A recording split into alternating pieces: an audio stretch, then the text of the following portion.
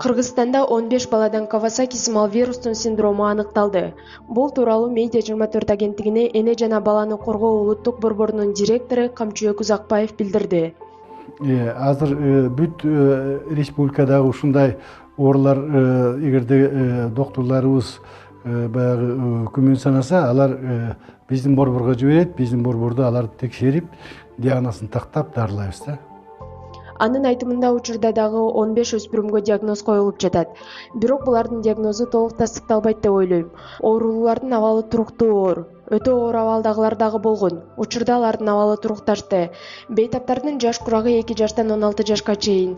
Алар бизге республиканын 7 дубанынан келип түштү, деди Камчыбек Узакбаев. Эми алдын ала эмес, алар ооруп калды да уже.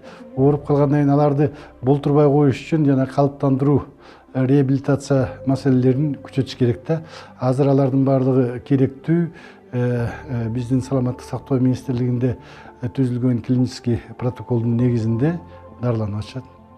Кавасаки сымал вирустун синдрому коронавирус менен ооругандан кийин пайда болот. Анда биринчи кезекте жүрөк системасы, тери системасы жабыркап, баш ооруп, деги эле симптомдордун баары болот, деди Узакбаев.